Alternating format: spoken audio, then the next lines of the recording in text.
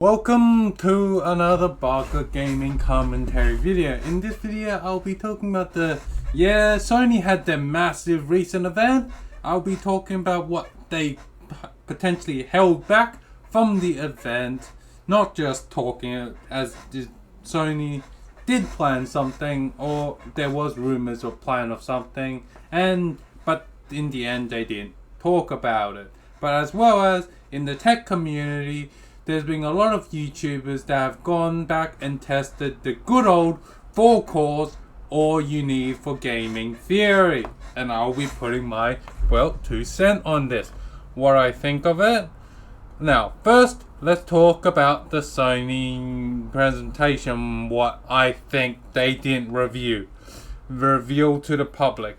Sony didn't review the intention of their refreshed ps5 6nm, which the current 7, which is design compatible with the current ps5 7nm edition. So TLDR, what's going to be the 6nm ps5? That will be, the SoC will be smaller and more denser. So what does this mean? That if they release this 6nm ps5 edition, that you'll be able to get more ps5s made in the same time frame. So, and on this thing, they had made your ps5 SoCs. They're made with silicon wafers.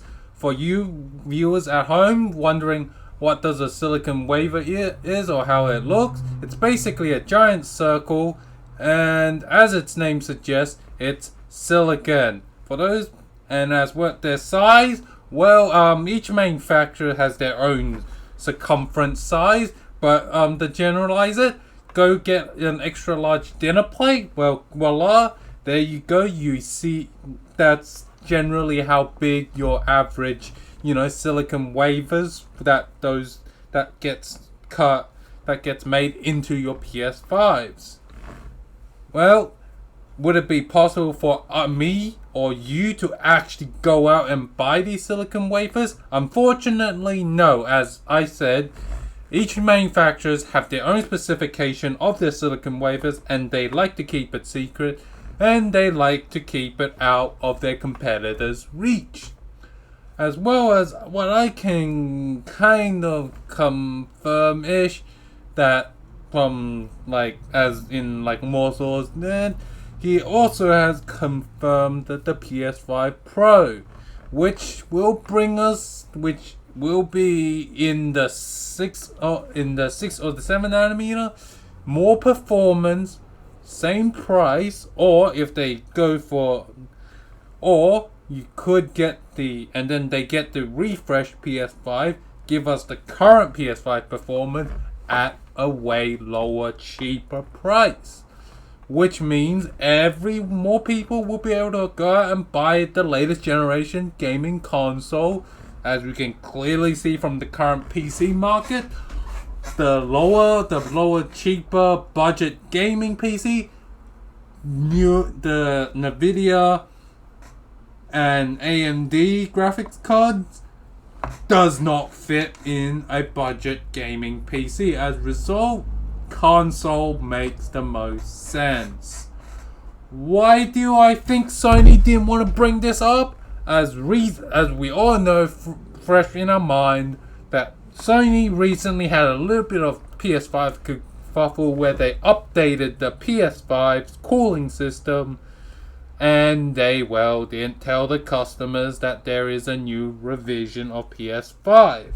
I'm pretty sure Sony doesn't want to ruffle that feather again. So yeah.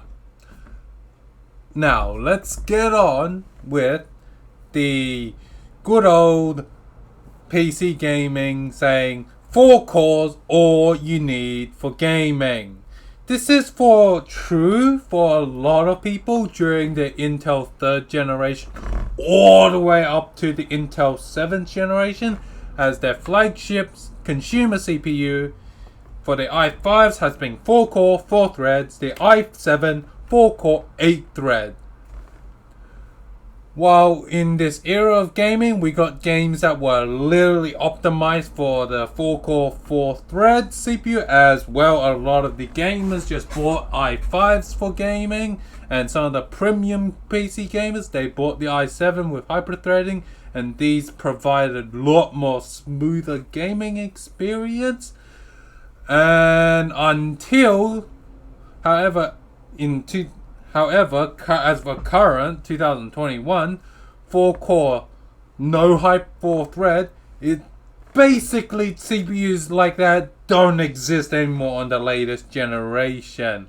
As even the Intel i3 latest generation is 4-core 8-thread. And well, unless of course you're the unfortunate person that bought the Intel 9th gen where their i3, i5, i7s didn't have hyper-threading and you had to buy the i9-99K for, well, hyper-threading. But, however, this 4-core 4-thread for gaming changed forever when in 2017 AMD launched their Ryzen 5s that which normalized 6 cores, 12 thread. When Intel saw that taking over the market, Intel quickly followed up with their i5s are now also 6 cores and 12 threads, which has, well, normalized 6 cores, 12 thread. However, there is still a certain people that are proclaiming that 4-core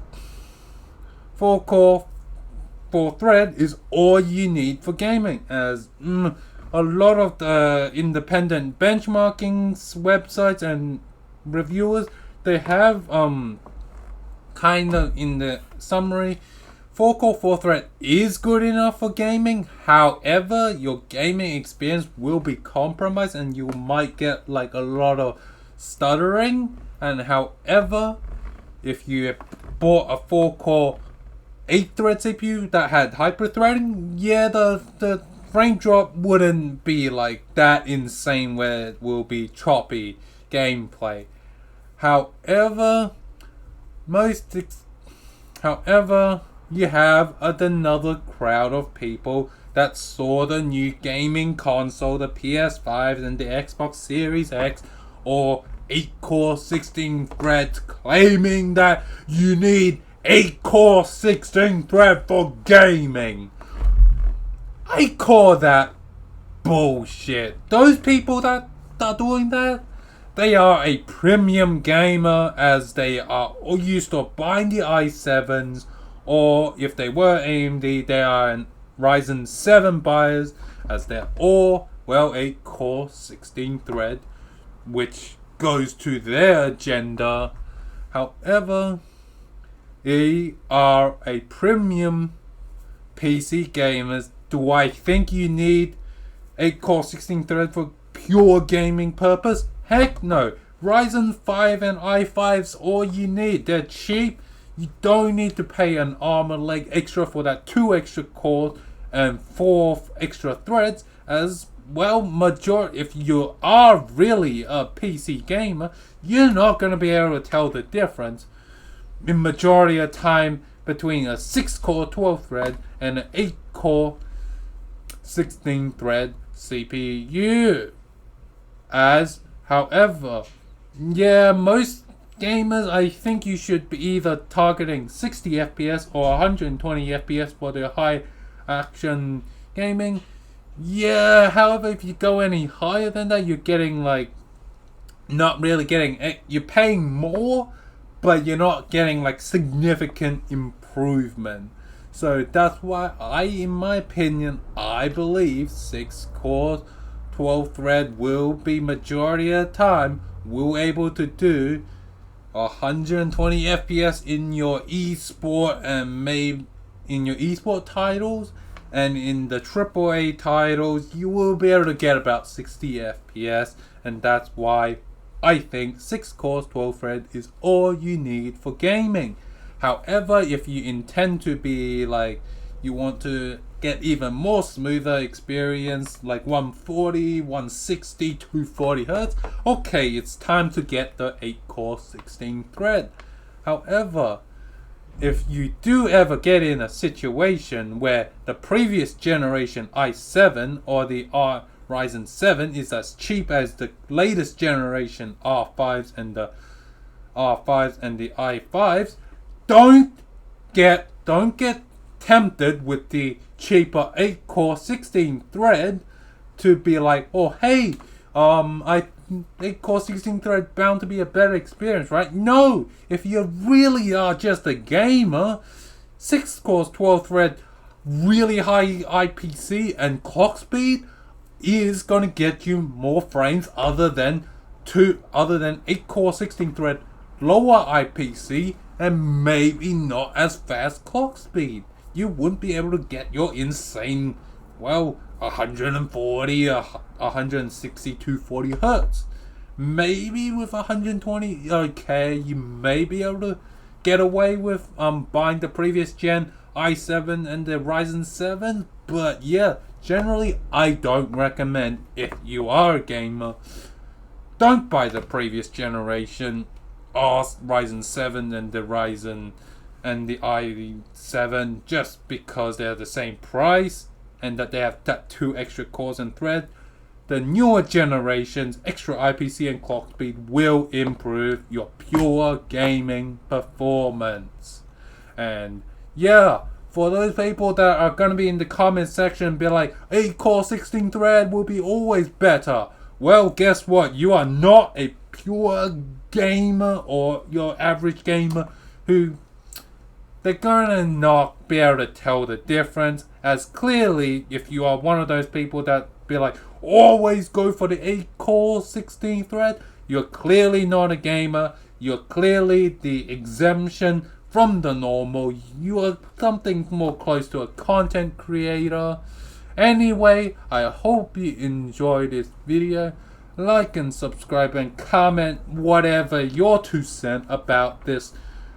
What do you think of my ps5 6nm cheaper price range or the current price range and we get more performance ps5, or of course the 4? What do you think you should buy for a pure gaming PC? 4-core 4-thread, 4-core 8-thread, or 6-core 12-thread, or 8-core 16 thread? Thank you for watching this video, and I'll see you in the next video.